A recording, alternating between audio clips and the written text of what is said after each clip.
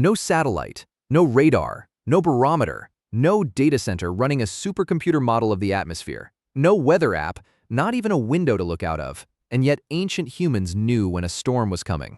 Not guessing, not hoping, knowing not sometimes every time it mattered. Consistently across hundreds of thousands of years, across every climate zone humans moved into, from the dry African savanna to the frozen Arctic, from dense jungle to open coastal plain, with enough lead time to move camp, secure food, find shelter, and protect the group, before the sky turned violent, the knowledge system they built was not instinct. It was not luck. It was something else entirely. It was observation accumulated across hundreds of thousands of years, refined by every generation, passed by every elder to every child who came after. And it was so detailed, so precise that researchers studying modern hunter-gatherer groups are still finding parts of it they had never previously documented. They read the sky, every cloud, every color change, every shift at the horizon. They read the animals, every flight pattern, every herd movement, every change in behavior. They read the plants, the way a leaf turned, the way a flower closed. Things most modern people walk past without a second glance. They read the wind, the temperature of the air on bare skin, the smell carried in on the breeze. They read the temperature of the ground beneath their bare feet, a sense most modern humans have completely lost. They read the world the way a modern person reads a screen. Same act, completely different source, automatically, constantly, and fluently enough that it required no conscious effort. It was simply how they moved through the world. The sky was the most obvious starting point, and ancient humans had an enormous advantage over us when it came to reading it. Ancient humans lived outside. There was no ceiling between them and the sky, no walls softening the wind, no glass filtering the light. Every day and every night, they lived under the same sky, summer and winter, dry season and wet season, year after year for their entire lives. For most of human history, there was no roof between a person and whatever the sky was doing. This meant the sky was not something they occasionally checked. It was something they were always inside of, and over thousands of generations, they became extraordinarily good at it. Better than any individual modern human without specialized training. The color of the morning sky was one of the first signals they learned to read, and they read it with remarkable precision. A red sky in the morning tells you that moisture-laden air is moving in from the east, meaning a weather system is following it toward you. Ancient peoples worldwide, with no contact with each other, noticed this independently and built the same observation into their knowledge systems. The saying "red sky at morning, sailor's warning" is not a superstition. It is a compressed piece of meteorological data, observed and verified by generations of careful watchers. But sky color was just the beginning. The real complexity was in the clouds, and ancient humans read clouds the way a modern meteorologist reads a chart. Different clouds at different heights told completely different parts of the weather story. Ancient humans learned to read every layer simultaneously, the way a musician reads multiple lines of a score at once. High, thin clouds that look like streaks or wisps painted across the upper sky. These are cirrus clouds, and they are one of the earliest warning signs in the sky. They often arrive 12 to 24 hours before a full weather system moves in. They are the sky's advance warning, arriving a full day ahead of the rain. Ancient humans saw these clouds appear, recognized them, and began preparing. Not urgently, not in a panic, but steadily, methodically, with time on their side. This is the advantage that reading early signs gives you. Not that you avoid the storm. You cannot avoid the storm, but you have time to prepare while the storm is still far away. Then came the mid-level clouds, thickening over the following hours. The sky gradually giving up more of its blue to gray, thicker, lower, covering more of the sky. Each change marking the passage of time and the approach of the system. Each change was a message, not a vague feeling, a specific piece of information that meant something concrete to someone who knew how to read it. Each stage of cloud development told them approximately how much time they had left before the rain arrived. Hours, not minutes, hours of preparation time. If you knew what to look for, then the towering cumulonimbus, the storm cell itself building on the horizon like a dark mountain rising out of the earth. When you can see a cumulonimbus building on the horizon, you are not early in the warning system anymore. You are in the final stage. Ancient humans who had read the cirrus hours ago were already in shelter by this point. Those who had not were running now, but the sky was just one layer of the information system ancient humans had access to. The natural world was giving out storm warnings from every direction simultaneously. Animals were another layer entirely, and in some ways a more reliable one because animals cannot lie. Their behavior is a direct biological response to what they are sensing. Ancient humans were extraordinary observers of animal behavior. They had to be. Their lives depended on it every single day. Animal observation was not a specialized skill. It was a basic survival literacy. Every adult in an ancient group read the animals around them as fluently as you read this sentence. So when animals began acting differently, changing their patterns, behaving in ways that did not fit the normal rhythm of the day, ancient humans noticed immediately. And animals change their behavior before storms because they feel the physical changes in the environment, changes in pressure, humidity, and electrical charge that begin hours before the storm becomes visible to the human eye. Birds fly lower before storms, much lower than normal, down near the grass tops instead of high in the open sky. The reason is barometric pressure. As a storm system approaches, atmospheric pressure drops. Birds feel this in their inner ears and instinctively fly lower. Ancient humans did not know the words barometric pressure. They had not developed the framework of atmospheric science, but they knew that when birds flew low, consistently, universally, something was coming. And they were right. Every single time, cows and horses lie down on the ground before rain arrives. Not all of them individually. The whole herd together at roughly the same time. A herd of cattle choosing to lie down simultaneously is not random. It is a collective biological response to the same environmental signal reaching all of them at once. A reliable pre-storm indicator. Insects, particularly ants, change their behavior dramatically before storms. They move faster, with more purpose, more urgently than usual. They carry larger loads than usual. They seal the entrances to their mounds. They move everything valuable to higher, drier ground. The colony going into emergency mode hours before the first raindrop falls. Ancient humans learned to read the ants as a reliable short-term weather signal, and they passed that knowledge across generations in explicit terms. Watch the ants when you want to know if rain is coming. Frogs begin calling more frequently and more loudly before rain arrives. The increase can be dramatic, from silence to a loud chorus over the course of an hour. For ancient groups camped near water, the frog chorus was a constant and reliable piece of weather data. Loud frogs meant rain was coming, the knowledge built through thousands of nights of listening. Fish jump more near the surface before storms. Anyone who has spent extended time near open water will have noticed this. The reason is the same drop in atmospheric pressure that affects birds. Lower pressure means less oxygen in the surface water layers. Fish rise to compensate. Ancient fishermen across the world noticed this pattern and used it. Then there were the plants, a layer of information so subtle that most modern people walk through it every day without any awareness that it is there. Plants are remarkably sensitive to changes in atmospheric humidity, pressure, and temperature, far more sensitive than most people realize, and they express that sensitivity in visible physical ways. Many plant species close their flowers before rain arrives, not because they have awareness of weather, but because the physical structure of the flower responds automatically to changes in humidity in the air around it. As humidity rises before rain, the petals begin to fold inward. This is not a choice, it is a physical response, like a piece of paper curling in damp air, and different plant species close at different rates. Some close hours before rain, some close minutes before. Ancient humans who knew their local plants knew this sequence. This sequence, which plant closed when, was not just interesting, it was a precise timeline, a living countdown to the storm's arrival. Many plants also physically turn their leaves before rain. The leaves rotate on their stems, showing their underside rather than their top surface. The silver maple was famous for this across cultures, the leaves turning to show their silver undersides. It became one of the most widely known plant weather signs in the northern world. In a forest, when all the leaves turn at once, the canopy changes color. Ancient people noticed this from a distance, from across a valley, from the far side of a meadow. When the whole forest showed its silver face, experienced groups knew what was coming, and they acted accordingly. Certain mosses and lichens absorb moisture from the air and change their texture before rain arrives. In dry conditions, they are brittle. As humidity rises before rain, they become soft and pliable. Ancient hands that touched rock surfaces every day as they moved through their environment felt these changes in the moss automatically. Not a conscious test. The accumulated sensitivity of a lifetime of contact with the natural world. Pine cones are perhaps the most well-known natural weather instrument. Their scales open in dry conditions and close when humidity rises before rain. A highly reliable and widely noticed signal.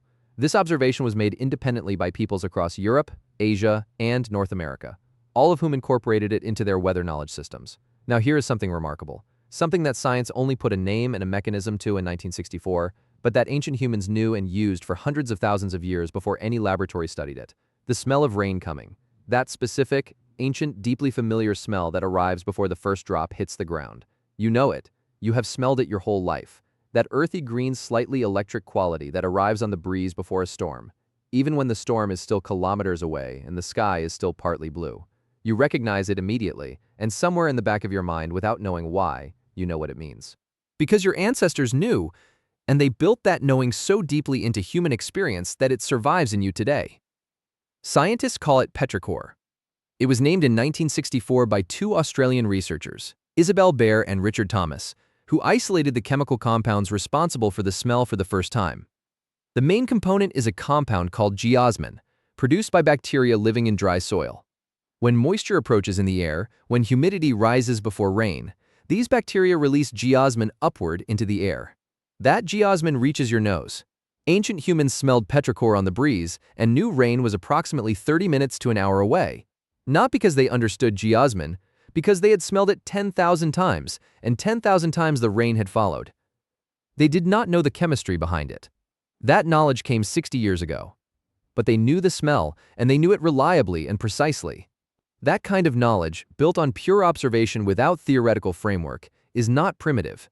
It is extraordinary, and when they smelled it, they moved, calmly, efficiently, with time still on their side. Rain coming in an hour is not an emergency. It is information, and they used it like information. There is also a second smell signal, one that comes later in the process and carries a very different and more urgent message. The sharp metallic electrical smell of ozone before a lightning storm. Ozone has a sharp metallic electrical quality. It is produced when lightning ionizes the nitrogen and oxygen in the air. As a storm builds, before lightning reaches the ground, ozone levels rise near the surface. Your nose can detect it. Ancient humans who smelled that electric ozone quality in the air knew that lightning was active in the clouds above, even before it was reaching the ground. And their immediate response was to get off high exposed ground. Fast lightning strikes the highest points. Ancient humans, without any scientific understanding of electricity, knew to come down from high places when the air smelled electric. The knowledge built from witnessing, not theory. Those who responded quickly to these smell signals survived. Those who did not. Natural selection across thousands of generations reinforced the sensitivity to these smells. The wind was another constant teacher and one of the most informative of all the environmental signals available. Ancient humans read wind direction with extraordinary precision, not from instruments, but from the world around them. From what they felt on their skin. From what they saw the world doing in response to the air moving through it. They read it from the movement of grass. A field of grass does not lie. If it bends consistently north, the wind is from the south. The grass tells you directions, speed, and consistency all at once. They read it from tree branches, which respond to sustained wind in ways that reveal not just direction but the wind's character. Is it steady? Gusty? Building. All readable in the way the branches move. They read it from birds in flight, whose trajectories are bent by wind in ways that reveal both direction and force to a trained eye. They read it from the smoke of their fires, which was the most precise instrument available to them. Smoke rises and bends according to the exact conditions of the air around it. A campfire was not just warmth, it was a weather station. A sudden shift in wind direction was one of the most significant warning signals in the ancient weather reading system, particularly a shift from warm southerly to cold northerly. That wind shift is the signature of an approaching cold front. Ancient humans felt this temperature transition on their bare skin and knew what it meant immediately. Modern humans wrapped in layers of synthetic clothing, living in temperature-controlled environments, have largely lost the ability to feel these subtle shifts in air temperature. Ancient humans, bare-skinned outdoors, constantly exposed, felt them instantly. When the air changed, they changed their behavior, immediately, not after checking their phone, not after waiting for a confirmation. The body felt it, the mind processed it, and the group moved. The humidity of the air also carried critical information.